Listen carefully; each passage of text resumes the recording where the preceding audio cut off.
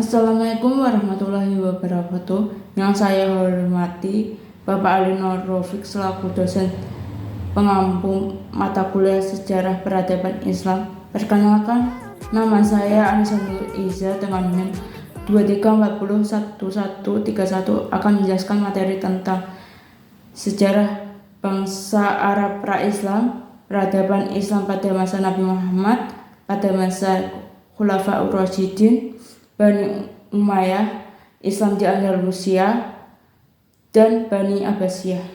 Untuk menyelesaikan UTS Sejarah Peradaban Islam, saya akan menjelaskan materi tentang sejarah Arab pra-Islam sebelum datangnya Islam. Asal-usul bangsa Arab. Bangsa Arab berasal dari ras Samiyah dan terbagi menjadi dua suku besar, yaitu suku Arab Al-Baidah dan suku Arab Al-Baqiyah.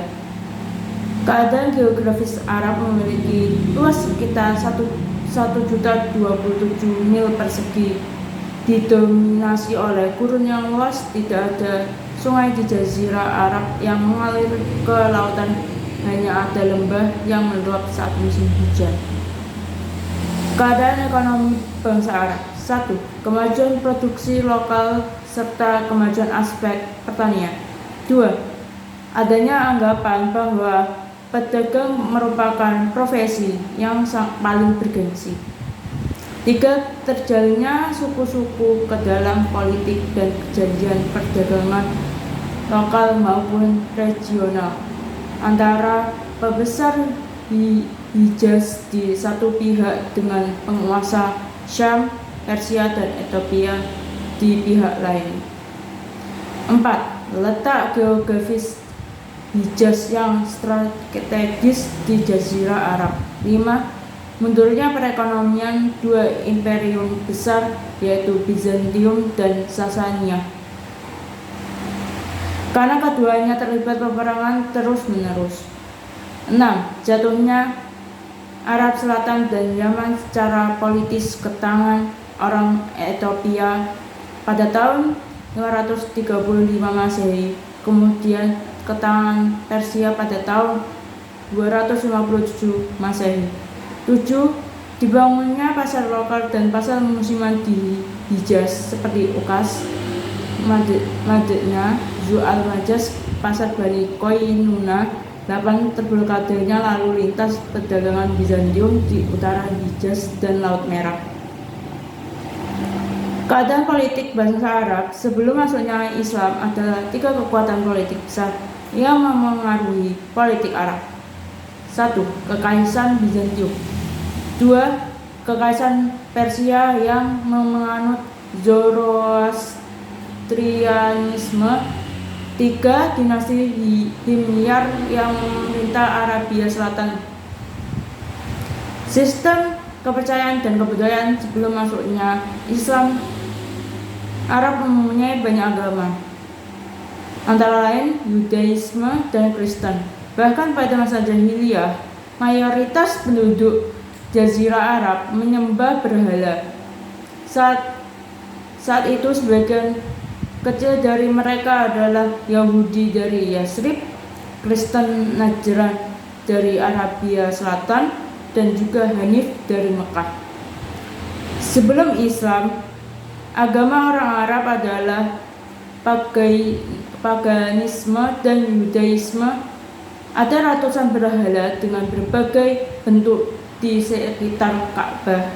Setidaknya ada 4 nama idola tersebut: Sanam, Watan, Nusab, dan Hubal. Selanjutnya saya akan menjelaskan materi tentang peradaban Islam masa Nabi Muhammad SAW. Periode Makkah dapat dibagi menjadi 3 tahapan dakwah, yaitu tahapan dakwah secara sembunyi-sembunyi yang berjalan selama 3 tahun. 2. Tahapan dakwah secara terang-terangan di tengah penduduk Mekah yang dimulai sejak tahun keempat dari nubuah hingga akhir tahun ke-10.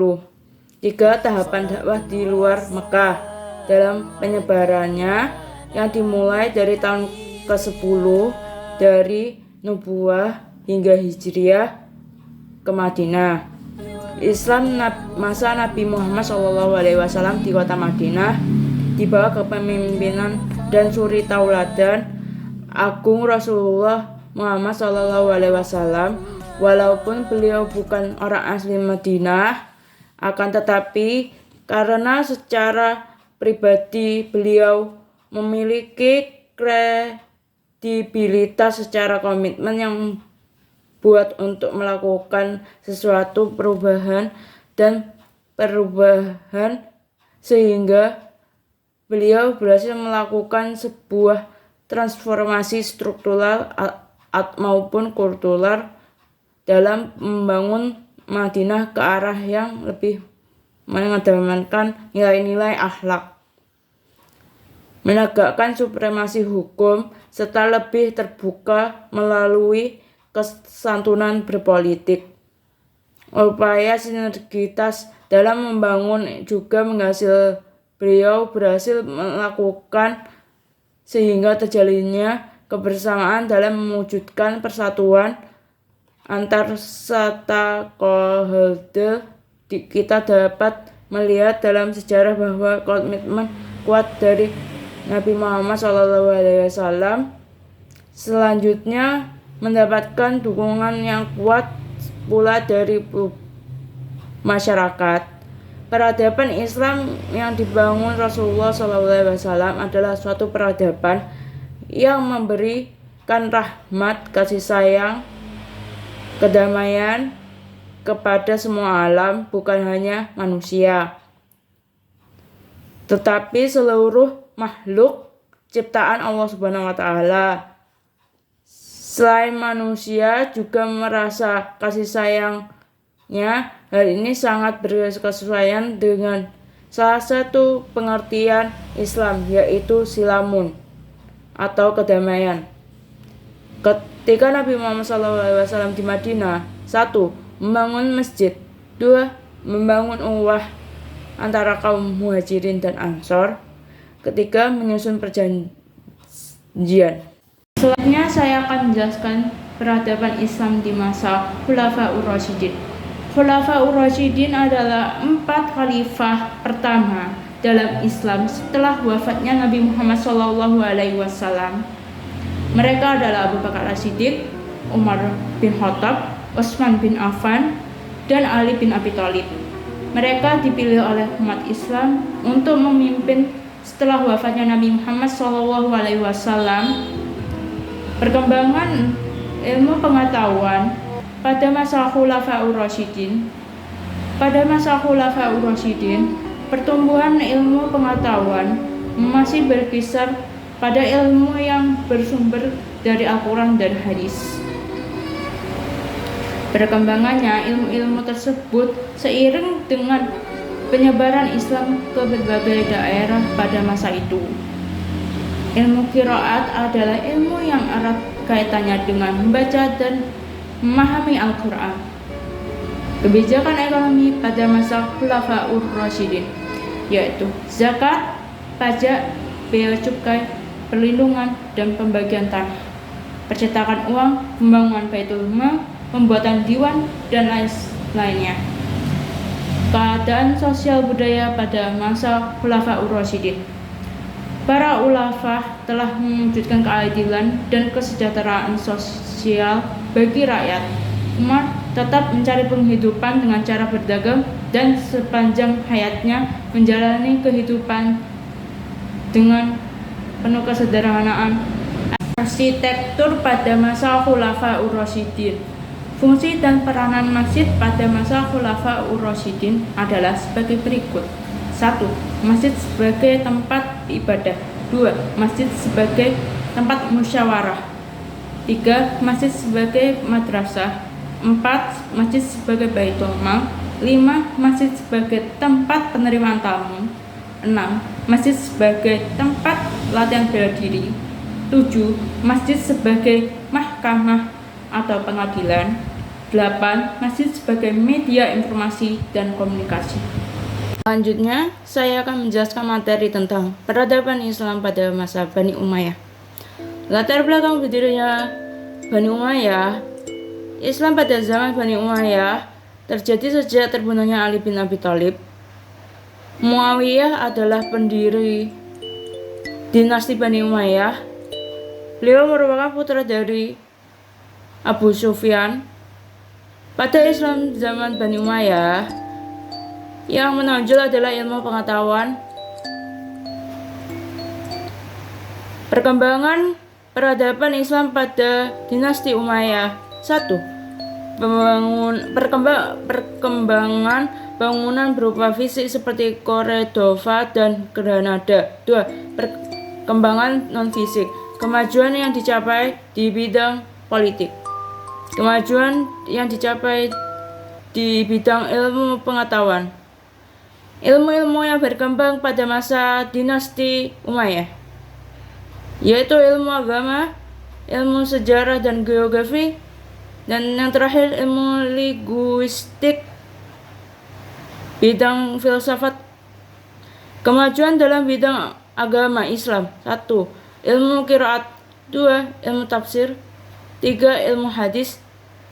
Dan 4. Ilmu nahwu dan shorof. Kemajuan dalam bidang sains sebagai berikut: ilmu kimia, ilmu kedokteran, ilmu biologi, ilmu astronomi. Kemajuan dalam bidang seni, ada seni sastra, seni ukir, seni pahat, seni pidato, seni suara, seni lukis. Hikmah yang dilakukan oleh dinasti Bani Umayyah: pembagian kekuasaan, pembagian wilayah, bidang pengelolaan negara, lembaga keuangan, organisasi militer, bidang sosial kebudayaan, bidang sastra dan seni. Selanjutnya saya akan menjelaskan materi tentang sejarah peradaban Islam di Andalusia. Islam di Andalusia, masuknya Islam ke Andalusia tidak lepas dari ekspansi besar-besaran yang dipimpin oleh dinasti Bani Umayyah di wilayah barat, terutama pada era Khalifah Al-Walid ibnu Abdul Al-Malik. Kemajuan peradaban Islam di Andalusia setelah 7,5 abad. Kekuasaan Islam di Andalusia, banyak hal berubah. Para ahli dari seluruh dunia Islam untuk datang ke Andalusia, menyebabkan kegiatan ilmu pengetahuan semakin meningkat. Kemunduran peradaban Islam Andalusia. Adapun faktor-faktor yang memengaruhi kemunduran Islam di Spanyol, terdapat beberapa penyebab diantaranya. 1. Konflik Islam dan Kristen. 2. Tidak adanya ideologi pemersatu. 4. Kesulitan ekonomi. 5. Tidak jelasnya sistem peralihan kekuasaan. 6. Kecilnya wilayah. Selanjutnya saya akan menjelaskan materi terakhir tentang sejarah peradaban Islam masa Bani Abbasiyah. Latar belakang berdirinya Khalifah Bani Abbasiyah disebabkan karena beberapa kelompok umat yang tidak mendukung pemerintahan Imperium Bani Umayyah. Sejarah Daulah Bani Abbasiyah melanjutkan kekuasaan dari Bani Umayyah. Pendiri Bani Abbasiyah adalah Abdullah al-Saffah ibnu Muhammad ibnu Ali ibnu Abdullah ibnu Abbas. Kekuasaan Bani Abbasiyah berlangsung pada tahun 750 hingga 1258 Masehi. Pada saat pemindahan kekuasaan dari tangan Bani Umayyah ke Abbasiyah, wilayah geografis dunia Islam membentang dari timur ke barat, mulai Mesir, Sundan, Syam, Jazirah Arab, Irak, Persia hingga Cina. Pemerintahan Bani Abbasiyah pada masa kepemimpinan Harun al-Rasyid dan Al-Ma'mun, Bani Abbasiyah mengalami puncak kejayaan. sehingga terjadilah masa keemasan peradaban Islam yang mendunia. Kemajuan dalam bidang pendidikan. Pada masa Bani Abbasiyah, lembaga pendidikan terdiri dari 2 tingkatan. Yang pertama, maktab atau kutab. Dalam masjid merupakan lembaga pendidikan dasar. Tingkatan 2, tingkatan memperdalam ilmu. Para pelajar pergi menuntut ilmu kepada beberapa orang yang ahli dalam bidangnya. Pelaksanaan dilakukan di masjid atau rumah-rumah ulama. Beberapa bangsa yang memberikan pengaruh terhadap perkembangan ilmu pengetahuan pada masa Bani Abbasiyah, yaitu bangsa Arab, Persia, India, dan Yunani.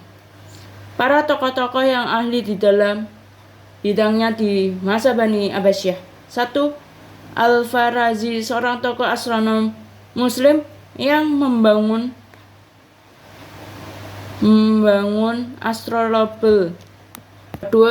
Al-Farghani, seorang tokoh penulis ringkasan astronom yang diterjemahkan Gerard ke dalam bahasa Latin. Ceromona. 3. Ar-Razi, ilmuwan pertama yang menemukan penyakit cacar. 4. Ibnu Sina, tokoh filsuf dalam bidang kedokteran yang menemukan sistem peredaran darah pada manusia. Kondisi politik pada masa Bani Abbasiyah. Periode pertama dipengaruhi oleh Persia pertama. Periode kedua dipengaruhi oleh Persia pertama juga. Periode ketiga masa kekuasaan dinasti Buwai atau pengaruh Persia kedua. Periode keempat kekuatan dinasti Saljuk atau pengaruh Turki kedua. Periode kelima masa mendekati kemunduran dalam sejarah peradaban Islam. Sekian penjelasan dari saya, kurang lebihnya mohon maaf. Wassalamualaikum warahmatullahi wabarakatuh.